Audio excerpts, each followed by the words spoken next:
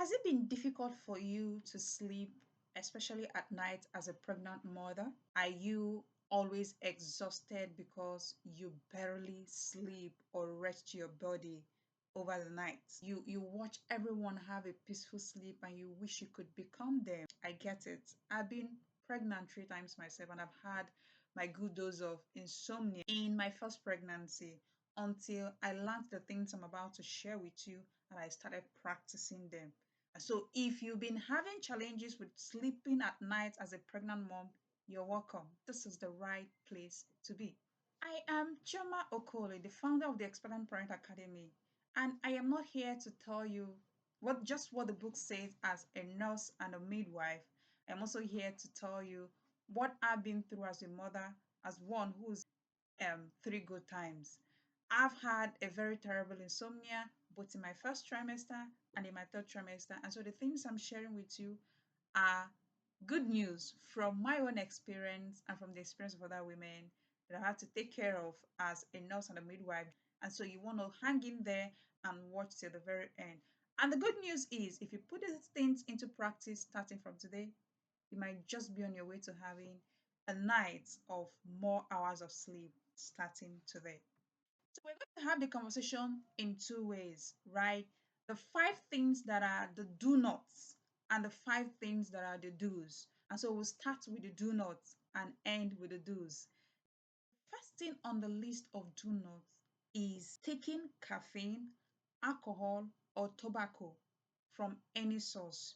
And so you want to limit it because caffeine, tobacco, and alcohol are excitatory to the brain, right? And aside the fact that they are not healthy, especially for alcohol, also going to not be helpful in getting you to have the sleep and rest you so desire. All right. The second one is to not take heavily spiced meals close to bedtime.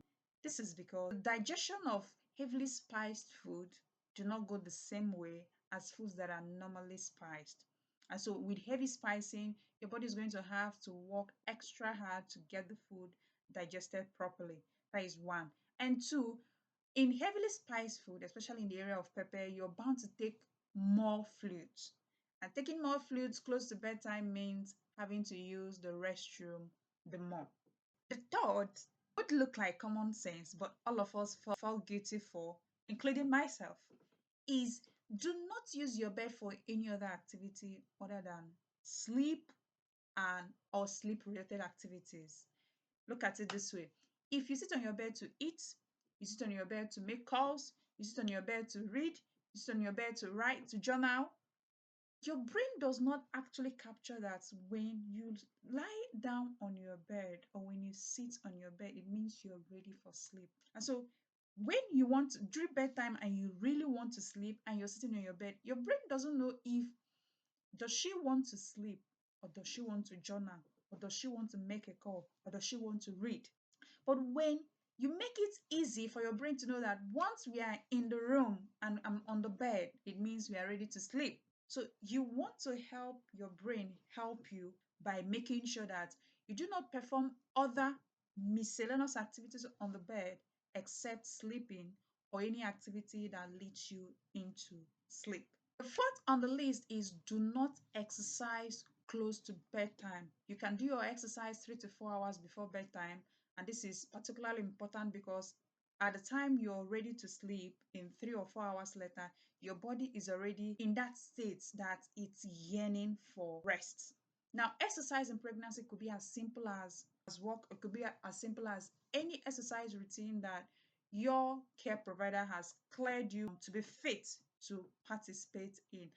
And the fifth one, which I mentioned at the beginning that you want to pay attention to, is do not have any conversation or do perform any task that has the capacity to get you anxious. This could be a phone call, this could be watching a video or a program, this could include doing anything like paying bills or thinking about how to pay bills. These are the things that are anxiety provoking, even for on a very good day outside of pregnancy, and you really do not want to add it to the list of things that you do just before bedtime. Let's talk about the do's to help you start enjoying a peaceful night rest. Number one is establish a routine of calm, relaxing activities just before bedtime. This could include taking a warm bath, this could include journaling, this could include listening to cool soft music, this could include having a calm, comforting gist with your spouse. All right. These these activities in themselves has the capacity of calming you down, one, and if done repeatedly at a particular time, sends the message to your brain that once this set of activities comes up in the evening, it means we are winding down and we are ready to sleep. So once these things are completed, to turn on the sleep mode so that we can rest.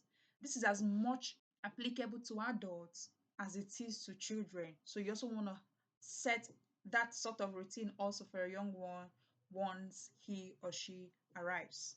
And number two is try a set of relaxation techniques. Example would include having massage close to bedtime. The spouse can come in to help in this regard.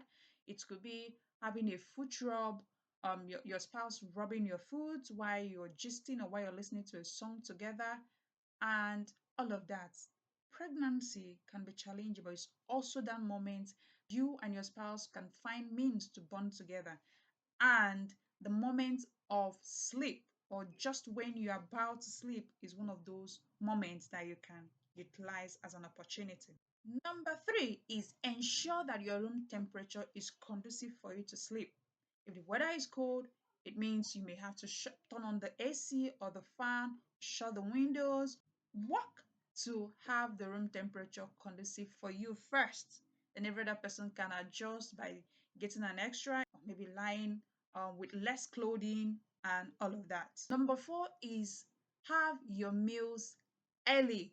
Early here would mean around 6, 7 p.m. and then before you start your winding down activities such as taking your bath. This is because when you go to bed, when your digestive system is still at the peak of its digestive activities and you already battle bloating or heartburn, this is going to, it means that the pain of the heartburn could be at the peak just when you're ready to sleep. So you want to fix this by eating earlier, by eating early in the evening. And the very last tip that I'm going to share with you is if you lie on the bed for up to 20 minutes and you're not falling asleep, stand up from that bed, get to the next room.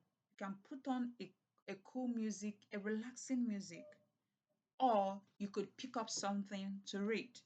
But let it not be something to read from a screen. This is because screens just before bedtime have been shown to really excite the brain in such a manner that instead of being relaxed and calm to fall asleep, you are excited, your brain is excited, and you want to keep looking, or it's at the end prolongs you falling asleep. So the moment where you're trying to fall asleep is not the time where you want to read from a screen, you want to or you want to check up on your social media handles, you want to know what is going on. It's the time that you keep screens away from you. If you must read, read from a hard copy. If you want to journal, you want to listen to songs, these are all activities you should do if you're not falling asleep. And when you've done all of these and you're still not able to sleep as much as you should, as much as you want, as a pregnant mother, then you want to report to your midwife or to your obs and gynae during your next antenatal clinic for proper evaluation and assistance. Now, if you've watched up until this point, then I know you enjoy this video and you've learned a thing or two. Go ahead and like this video, subscribe if you're yet to do so, share this video with another preggy who is battling insomnia. Pregnancy is a journey, and as a journey, there are times when the path will be hilly, when it will be steepy, when it will be level. At whatever point you find yourself on the continuum, I want you to hang in there. One day it will come to an end. You behold your little one and you will look him or her in the face and you would say, ah, You were worth all of the discomforts.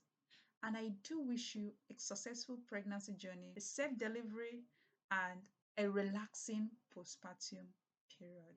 See you next time.